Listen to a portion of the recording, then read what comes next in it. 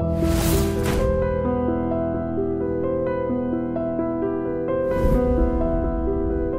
this is Ram Gopal Verma and congratulations to iDream for reaching 1 million subscribers. రాష్ట్రం విడిపోతున్నప్పుడు మీరు కొంత ఉద్వేగంతో కొంత ఎమోషనల్గా మీరు అప్పీల్ చేశారు పబ్లిక్కి. మీరేమీ భయపడద్దండి, మేమంతా ఉన్నాము మీకు అని మీరు చెప్పారు. కానీ వాళ్ళు మీ వ్యాపారాలను మళ్ళీ హైదరాబాద్లో పెట్టారు తప్ప ఏపీలో పెట్టినట్లు లేదు. నాకేం వ్యాపారాలు లేవండి అసలు. నాకెక్కడ అసలు వ్యాపారాలు లేవా? నేను వ్యాపారస్తుడే కాదు బేసిక్గా. నాకు వ్యాపారం అనేది అసలు వచ్చిరాదు. అంటే మీ వ్యాపకాలు కానీ ఏదైనా కూడా మీ కార్యకలాపాలు అట్లీస్ట్ 10 సంవత్సరాలు ఉంది సార్ ఇక్కడ. ఓకే, 10 years నాకు ఇక్కడ ఉంది. But do you have any plans అండి? Plans you have any plans to promote something in AP? ఏం కాదు సార్, ఏం ప్రమోట్ చేస్తాం, ఏమని చేద్దాం. ఇప్పుడు ఆంధ్రప్రదేశ్లో ఎప్పుడైనా సరే అండి, ఎవరైనా అవగాహన ఉన్న వ్యక్తులు ఎందుకు ఎవరెవరు ఏం మాట్లాడుతున్నారు ఫస్ట్ చూసుకోవాలి. చలసాని శ్రీనివాస్ ఏం మాడుతున్నాడు, శివాజీ గారు ఏం మాడుతున్నాడు, ఇంకో పొల్లయ్య ఏం మాడుతున్నాడు, కింద స్థాయిలో ఉన్నటువంటి గ్రౌండ్ లెవెల్లో ఉన్నటువంటి కొంతమంది వ్యక్తులు ఏం మాడుతున్నారు. బాధ్యత గల ఒక మంత్రిగా, ముఖ్యమంత్రిగా, నాయకులుగా మీరందరూ గమనించాలి. అసలు ఫస్ట్ వాళ్ళని అవగాహనలోకి తీసుకొని వాళ్ళు ఏం కోరుకుంటున్నారు ఈ ప్రాంతాన్ని. శివాజీ గారు ఒకటి చెప్పండి. అయితే ఇక మళ్ళీ మనం ప్రత్యేక హోదా గురించి వద్దాం. ప్రత్యేక హోదా గురించి అందరూ పోట్లాడారు. ఇటీవల కేవీపీ గారు కూడా ప్రైవేట్ మెంబర్స్ బిల్లు పెట్టారు. తర్వాత లాస్ట్ వీక్ మనం చూసాం ప్రస్తుతం జరుగుతున్నటువంటి పార్లమెంట్ సమావేశాల్లో once for all they have made it very clear. వాళ్ళు చెప్తారు it is going to be అన్ని రాష్ట్రాలకి పోతుంది ఇక లేదు అనేటువంటిది. It has become a thing of past అనేటువంటిది చెప్పారు. అలాగే చెప్పారండి.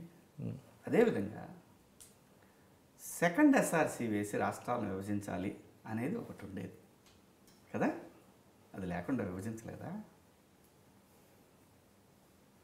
ఏదైనా చేయొచ్చు, చేయాలనే సంకల్పం ఉంటే ఏదైనా చేయొచ్చు. నిజంగా చంద్రబాబు నాయుడు గారికి చిత్తశుద్ధి ఉండి దాని మీద పూర్తి స్థాయిలో మనస్ఫూర్తిగా ఫిక్స్ అయినప్పుడు నువ్వు ప్రజల్లోకి రా. ఫస్ట్ ప్రజల్లో చర్చలు జరుపు, ప్రజలకి వాళ్ళని కన్విన్స్ మనకి ఇది ఇలా అని అన్ని జిల్లా కేంద్రాల్లో, అన్ని తాలూకా కేంద్రాల్లో నీ కార్యకర్తలు కావచ్చు, నువ్వు కావచ్చు, నీ మంత్రులు కావచ్చు, మీకు సంబంధించిన వాళ్ళు, మీ వ్యవస్థ చాలా పెద్దది, అధికారులు కావచ్చు. ఇది పరిస్థితి. మనందరం సమిష్టి నిర్ణయం తీసుకుందాం, అఖిలపక్ష సమావేశాన్ని ఏర్పాటు చేయి. మీ నాన్నగారు రాస్తేదో ఎవరో ఒకళ్ళకి ఇచ్చేస్తున్నట్టు నీ ఇష్టానికి నేను ఒప్పుకున్నాను, జగన్ నాకు ఇచ్చారు, మీకు ఏది ఇస్తే అది మీరు చేసేస్తారా? మరి ఆ రోజు నేను ఒప్పుకున్నాను నేను మాట ఆయన వాడు అన్నాడండి నా దగ్గర విత్ రికార్డ్ వీడియో, ఇదే వీడియో. అంటే ఎక్కువ వస్తున్నప్పుడు మనం వద్దనుకుంటాం అన్నారు కదా. ఎక్కువ వస్తున్నప్పుడు నీకు అసలు ఇంక 33,000 కోట్లు అప్పెందుకు ఇచ్చావు? అన్ని బుల్షిట్ అండి. మీకు ఆ క్షణంలో మీకు కొన్ని ప్రాజెక్టులు కావాలి, అవి వస్తే మీ లాభాలు మీకు వస్తాయి. దాన్ని బట్టి మీకు సంబంధించినటువంటి సాధనాల్లో ఊదరగొట్టుకుంటా మీరు ఒక అభివృద్ధి అనే మంత్రం చెప్పుకుంటూ వెళ్తారు. నీకు చిత్తశుద్ధి ఉండి ఆ పని కనుక చేసుంటే ఎస్ అనుకునేవాళ్ళం. ఈరోజు కూడా చట్టబద్ధత వచ్చిందని చెప్పి వెంకయ్యనాయుడు గారు ఎంత నిస్సిగ్గుగా విజయవాడలో, నెల్లూరులో సన్మానాలు మీ పార్టీ వాళ్ళే చేశారు కదా. అదే చెప్తున్నా, ఎవరు చేయరు, ఆయనే చేయించుకుంటాడు. ఇవన్నీ నేను ఓపెన్గా చెప్తున్నా అండి. ఆయనకి ఎవరు సన్మానం చేయరండి, ఆయనకు కావాలి చేయించుకుంటాడు. చచ్చినట్టు చేయాల్సి వస్తుంది, చచ్చినట్టు చేయాలి. నేను ఓపెన్గా చెప్తున్నాను సార్, వెంకయ్యనాయుడు గారిని నేను అభిమానించే ఆయనతోటి కలిసి నడిచాను నేను. వెంకయ్యనాయుడు గారికి ఎందుకు సన్మానం చేయాలండి మనం చెప్పండి. మీరు గజారోహణ ఒక ర్యాలీలు పెట్టారు, ఎందుకు? ఏం చేశారు మీరు? చట్టబద్ధత కల్పించారా దానికి? నిజం అది తీసుకురా. చట్టబద్ధత కల్పించింది క్యాబినెట్ ఆమోదం, నువ్వు చెప్పింది క్యాబినెట్ సమావేశంలో జరిగింది అది, అంతే తప్పితే దానికి చట్టబద్ధత లేదు, ఆర్డినెన్స్ లేదు, ఏమీ లేదు దానికి. అంటే దాన్ని టేబుల్ ఐటమ్ కింద తీసుకొని దానికి ఆమోదం తెలిపారు. అది టేబుల్ ఐటము, ఇది టీ కప్పు. ఆంధ్రప్రదేశ్ అనేది ఒక టీ కప్పు, తాగి అవతల పడేస్తే తర్వాత చూసుకుందాం. అంటే ఇంకా రాలేదండి అనుకుంటున్నారా? చట్టబద్ధత లేదండి అసలు, దానికి ఎవరు చట్టబద్ధత రాదు. అది ఆల్రెడీ పునర్వ్యవస్థీకరణ బిల్లు ఉన్న అంశాలు కాబట్టి దానికి అవసరం లేదంటారా? కాదండి, అసలు అదంతా బూటకం, అబద్ధం, పచ్చి అబద్ధం అది. దానివల్ల నిజంగా అంటే ఇప్పుడు ప్రతిపక్షాలు దీన్ని సరిగ్గా క్యాచ్ చేయట్లేదా? అంశాన్ని చేయట్లేదు కదా. చేయట్లేదంటే మన పార్లమెంట్లో వీళ్ళు గళం ఇప్పారు. నాకు వీళ్ళు ఎవరు వద్దు సార్, నాకు వీళ్ళు ఎవరు వద్దు, ఒక వారం రోజులు పవన్ కళ్యాణ్ గారిని రోడ్డు మీద రమ్మండి, అది ఎందుకు రాదో చూద్దాం. కానీ వచ్చాడు కానీ 3 సభలు ఏదో పెట్టారు. వారం రోజులు రోడ్డు మీదకి రండి మీరు, వారం రోజులు కదా 3 రోజులు రోడ్డు మీద నిలబడండి మీరు కూర్చుని. కావాలని కావాలని కాదు, మాకు ప్రత్యేక హోదా కావాలి, మీరు రండి, ఆంధ్రప్రదేశ్ మొత్తం వస్తుంది రోడ్డు మీదకి. ఇక్కడ ఏదన్నా చెయ్యాలంటే ఒక ఇమేజ్ కావాలి, అలా అలవాటు పడిపోయారు. అంటే జగన్మోహన్ రెడ్డి గారికి కూడా ప్రజల అభిమానం ఉందండి. ఆయనకు కూడా చాలా మంది, దాదాపు 74 మంది ఎమ్మెల్యేలు గెలిచారు.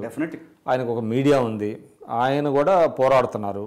ఆయన వల్ల కాలేంది, పవన్ కళ్యాణ్ వల్ల ఏమవుతుందండి? అంటే ఆయన వల్ల కాలేదని కాదండి, అంటే ఆయన స్థాయి వరకు తీసుకెళ్ళాడు. ఆయనకి సరైన సపోర్ట్ లేదు మీడియా పరంగా. ఆయన ఒక పేపరు, ఆయన ఒక ఇది తప్పితే సరైన సపోర్ట్ లేదు, ఇది వాస్తవం.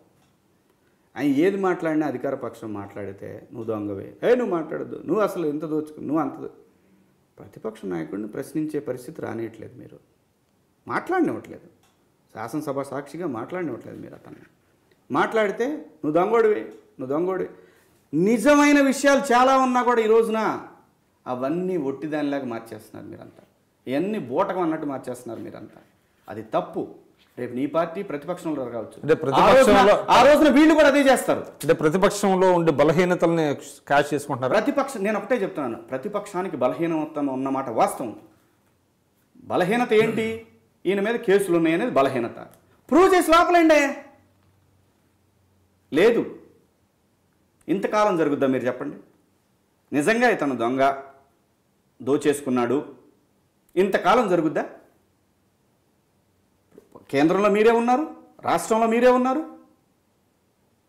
మీ దమ్ముంటే చేయండి, దాంట్లో నిజం ఉంటే చేయండి. ఎన్నికల వరకు రాజ్యాంగం ముందు, కాన్స్టిట్యూషన్ ముందు, చట్టాల ముందు ఎవరైనా సమానమే. అతను నిజంగా దోషి అయితే లోపల పెట్టండి. ఎన్ని సంవత్సరాలు ఎందుకు డ్రాగ్ చేస్తున్నారు? ఇదంతా కూడా మీరు దాన్ని పథకం ప్రకారం అణగదొక్కుతూ ఉన్నారు.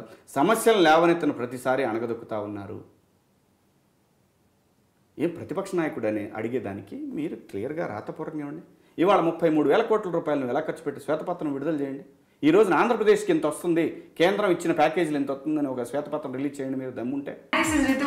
నేను మీ లాస్యాని. Hello everybody, this is me Noval. 1 million subscribers reach అయిన శుభతరుణంలో నా శుభాకాంక్షలు తెలియజేస్తున్నాను. iDream 1 million subscribers ki reach ayindandi. Congrats to iDream Media on reaching 1 million subscribers. iDream Media on 1 million subscribers reach chesinanduku all the best and congratulations to you. Congrats iDream. Keep up the good work and continue to entertain.